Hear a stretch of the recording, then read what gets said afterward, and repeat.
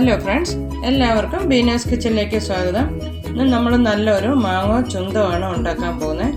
ഇതൊരു നോർത്ത് ഇന്ത്യയിലൊക്കെ എല്ലാ സ്ഥലത്തും കാണുന്ന ഒരു ഐറ്റമാണ്. നമ്മളൊരു ചെറിയതായിട്ട് പഴുക്കാൻ തുടങ്ങുന്ന മാങ്ങ വെച്ചിട്ടാണ് ഉണ്ടാക്കാൻ പോകേണ്ടത്. അപ്പോൾ ഏത് മാങ്ങ എടുത്താണെങ്കിലും കുഴപ്പമില്ല. നമ്മൾ ചെറുതായിട്ടൊന്ന് പഴുക്കാൻ തുടങ്ങുന്ന ആ പാകമാകുമ്പോഴായിരിക്കണം ഇത് എടുക്കേണ്ടത്. നല്ല ഫ്രഷായിട്ട് ചതഞ്ഞു പോകാത്ത മാങ്ങയൊക്കെ എടുക്കണം. നമ്മളിതൊരെണ്ണം 3 മാങ്ങ എടുത്തിട്ടുണ്ട്. ഇത് നമ്മളൊന്ന് തൊലിയൊക്കെ കളഞ്ഞിട്ട് നല്ലതുപോലെ ഗ്രേറ്റ് ചെയ്തെടുക്കണം. പിന്നെ നമുക്ക് എത്ര ഉണ്ടെന്നൊന്ന് കപ്പിൽ അളന്ന് നോക്കിയിട്ട് അതനുസരിച്ച് വേണം പഞ്ചസാര ചേർക്കാൻ. അപ്പം നമുക്ക് ആദ്യം ഇതിൻ്റെ തൊലിയൊക്കെ നല്ലതുപോലെ ഒന്ന് പീൽ ചെയ്ത് കളഞ്ഞിട്ട് നമുക്കിത് നല്ലതുപോലെ ഗ്രേറ്റ് ചെയ്തെടുക്കാം.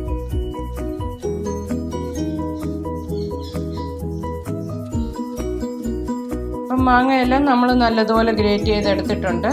ഇതുണ്ട്, ചെറിയതായിട്ടൊന്ന് പഴുക്കാൻ തുടങ്ങിയ പോലത്തെ മാങ്ങയാണ്. അപ്പോൾ ഒരുപാട് പഴുത്ത് പോയാലും നമുക്കിങ്ങനെ ഗ്രേറ്റ് ചെയ്തെടുക്കാൻ പറ്റുകയില്ല. നമ്മുടെ കയ്യിൽ ഏത് മാങ്ങ ഉള്ളത് അത് വെച്ച് ചെയ്യാം.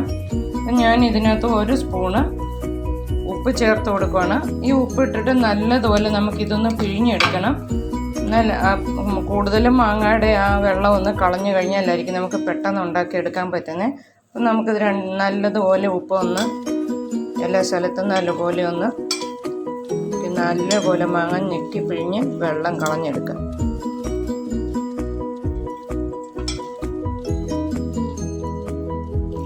മാങ്ങയുടെ പച്ചമാങ്ങയല്ലേ നമ്മൾ പിഴിഞ്ഞ് വരുമ്പോൾ നല്ലതുപോലെ വെള്ളം പോകും. അപ്പോൾ ഇതുപോലെ നമ്മൾ നല്ലതുപോലെ കൈ മുറുക്കി പിഴിഞ്ഞിട്ട് ഈ മാങ്ങയെല്ലാം നമുക്കൊന്ന് വെള്ളം കളഞ്ഞെടുക്കാം.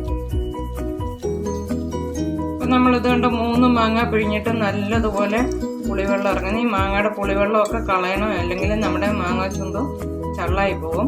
ഇപ്പം നമ്മൾ 1 വർഷം വരെ വെച്ചാൽ കേടാകാതെ ഇരിക്കുന്ന പോലെയാണ് ഉണ്ടാക്കിയെടുക്കുന്നത്. അപ്പോൾ ഈ മാങ്ങയുടെ പുളിവെള്ളം എല്ലാം ഇതുപോലെ നല്ലതുപോലെ പിഴിഞ്ഞ് കളയണം. അപ്പം നമ്മളൊരു 3/4 കിലോ മാങ്ങയാണ് ഇത് എടുത്തിരുന്നത്. അപ്പം 3/4 കിലോ പഞ്ചസാര തന്നെ വേണം. നമുക്കിത് ബാക്കിയുള്ളതുകൂടെ ഒന്ന് നല്ലപോലെ പിഴിഞ്ഞെടുക്കാം.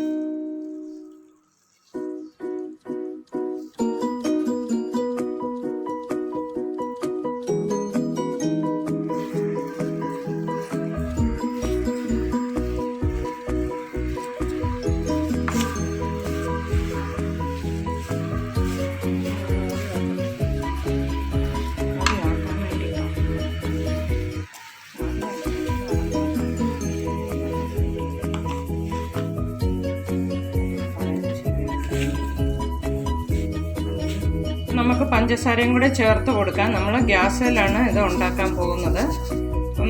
വെയിലൊക്കെ ഉള്ളവരാണെങ്കിൽ, നല്ലതുപോലെ വെയിൽ കിട്ടുന്നതാണെങ്കിൽ നമ്മളൊരു 3 ദിവസം ഇത് ഒരു തപ്പളിക്കകത്ത് സ്റ്റീലിൻ്റെ പാത്രത്തിൽ വേണം ഉണ്ടാക്കാൻ.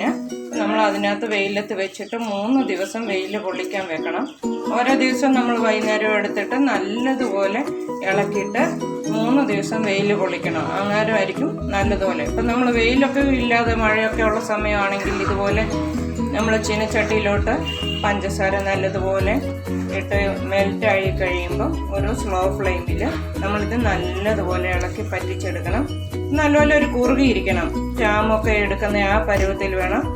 നമ്മൾ ഫ്ലെയിം കൂട്ടി വെക്കണ്ട, ഒരു മീഡിയം ഫ്ലെയിമിൽ വെച്ചിട്ട് നമുക്കിത് നല്ലതുപോലെ ഇളക്കി ഒന്ന് പറ്റിച്ചെടുക്കാം. ആ പഞ്ചസാരയുടെ പാനിക്കകത്ത് തന്നെ നമ്മുടെ മാങ്ങയും വെന്ത് കിട്ടും. അപ്പോൾ നമ്മൾ ഇടയ്ക്കിടയ്ക്ക് ഒന്ന് ഇളക്കി കൊടുത്തുകൊണ്ടിരിക്കണം. കൈവിടാതെ ഇളക്കേണ്ട ആവശ്യമില്ല.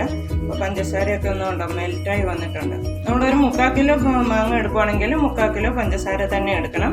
ഇനി നമുക്കിത് നല്ലതുപോലെ ഇളക്കി നല്ലപോലെ ഒന്ന് പറ്റിച്ചെടുക്കാം. അപ്പം നമ്മുടെ ചുന്തോ നല്ല റെഡിയായി വന്നിട്ടുണ്ട്. ഇതുണ്ട്, ആ പഞ്ചസാര പാനിക്കകത്ത് തന്നെ കിടന്ന് മാങ്ങയൊക്കെ നല്ലതുപോലെ വെന്ത് നല്ല ട്രാൻസ്പെറൻ്റ് ആയിട്ടുണ്ട് മാങ്ങയൊക്കെ. ഈ സമയത്ത് നമുക്ക് ഗ്യാസ് ഓഫാക്കാം. ഒരുപാട് കുറുകി പോകുന്നത് വരെ വെക്കല്ലേ. അത് പിന്നെ ഇത്തിരി സമയം കൂടി ഇരുന്ന് കഴിയുമ്പം പഞ്ചസാര ഒന്ന് സെറ്റായി വരും. അപ്പോൾ ഒരുപാട് ടൈറ്റായിട്ട് ആകുന്നതിന് മുമ്പേ നമ്മൾ നിർത്തണം. ഈ പാകം മതിയാകും. നമുക്കിപ്പം ഗ്യാസ് ഒന്ന് ഓഫ് ചെയ്യാം. ഇനി ഇതിനകത്ത് നമ്മൾ 1 സ്പൂണ് കാശ്മീരി മുളക് പൊടി ചേർക്കുന്നുണ്ട്. പിന്നെ നമ്മളിതിന് അത്യാവശ്യമായിട്ട് വേണ്ടത് ജീരകം പൊടിച്ചതാണ്. അപ്പോൾ നമ്മൾ ഈ ചുന്തോ കഴിക്കുമ്പോൾ ജീരകത്തിൻ്റെ ഫ്ലേവർ ആയിരിക്കും മുമ്പിൽ നിൽക്കേണ്ടത്. നമുക്ക് ഈ ജീരകം പൊടിച്ചതോടെ ചേർത്തിട്ട് നല്ലതുപോലെ ഒന്ന് ഇളക്കി മിക്സ് ചെയ്യാം. ഇതിന് നല്ലതുപോലെ തണുത്ത് കഴിഞ്ഞിട്ട് വേണം നമ്മളൊരു ഭരണിക്കകത്ത് വെക്കാൻ. ഇത് 1 വർഷം വരെ കേടാകാതെ ഇരിക്കും ഇങ്ങനെ ഉണ്ടാക്കിയാൽ. അപ്പം നമുക്ക് നല്ലതുപോലെ ഇളക്കി മിക്സ് ചെയ്തിട്ട് ഇത് നല്ലപോലെ തണുക്കാൻ വെക്കാം.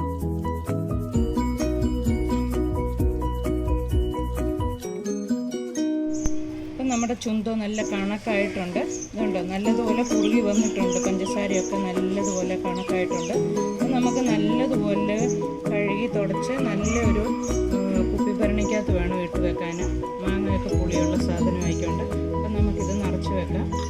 ഇത് 1 വർഷം വരെ ഇരിക്കും, ഒരു കുഴപ്പമില്ല. നമ്മൾ ഫ്രിഡ്ജിലൊന്നും വെക്കേണ്ട ആവശ്യം വരുകയില്ല. ഇത് ചപ്പാത്തിക്ക് കൂട്ടാനാണെങ്കിലും പൂരിക്ക് കൂട്ടാനാണെങ്കിലും ബ്രെഡിനകത്തൊക്കെ നമ്മൾ ജാം തേച്ച് കഴിക്കുന്ന പോലെ തന്നെ ഇത് കൂട്ടാവുന്നതാണ്. ഇതിന് നല്ലൊരു ഈ ജീരകം പൊടിച്ചൊക്കെ ടേസ്റ്റ് വരുമ്പോൾ കഴിക്കാൻ വേണ്ടി നല്ലൊരു ടേസ്റ്റ് ആയിരിക്കും. അപ്പോൾ എല്ലാവരും ഇതൊന്ന് ഉണ്ടാക്കി നോക്കണം. മാങ്ങയൊക്കെ ഉള്ള സമയമാകുമ്പോൾ നമുക്ക് പെട്ടെന്ന് തന്നെ വീട്ടിലുണ്ടാക്കിയാൽ കുറച്ച് നാളത്തേന് വേണ്ടി നമുക്ക് ഒന്നിച്ച് ശേഖരിച്ച് വെക്കാൻ പറ്റും. പിന്നെ മഴയൊക്കെ ഉള്ളതുകൊണ്ടാണ് നമ്മൾ ചീനച്ചട്ടിൽ നമ്മളിങ്ങനെ ഇതുപോലെ വരട്ടിയെടുത്തത്. ഇല്ലെങ്കിൽ 3 ദിവസം നല്ലതുപോലെ ടെറസിൽ കൊണ്ടുപോയി വെയിലത്ത് വെച്ചാൽ നല്ല കനം കുറഞ്ഞൊരു തുണി വെച്ച് കെട്ടി വെക്കണം. ഒരു 3 ദിവസം നമ്മൾ വെയിലത്ത് വെച്ച് കഴിഞ്ഞാൽ നല്ലതുപോലെ പഞ്ചസാരയൊക്കെ ഒന്ന് മെൽറ്റായി വന്ന് നല്ല റെഡിയായി വരും. നമുക്കിത് മുഴുവനും ഭരണിയിലോട്ട് നിറയ്ക്കാം.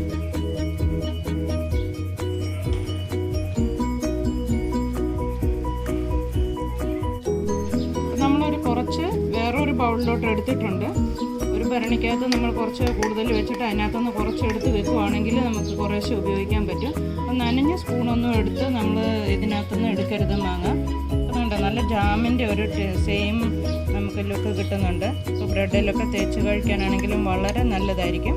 അപ്പോൾ നമ്മുടെ ചാനലൊക്കെ ആദ്യമായിട്ട് കാണുന്ന ആൾക്കാരാണെങ്കിൽ ചാനലൊക്കെ ഒന്ന് ഷെയർ ചെയ്ത് നിങ്ങളുടെ ഫ്രണ്ട്സിനൊക്കെ ഒന്ന് സപ്പോർട്ടൊക്കെ അറിയിക്കണം നമ്മളെ.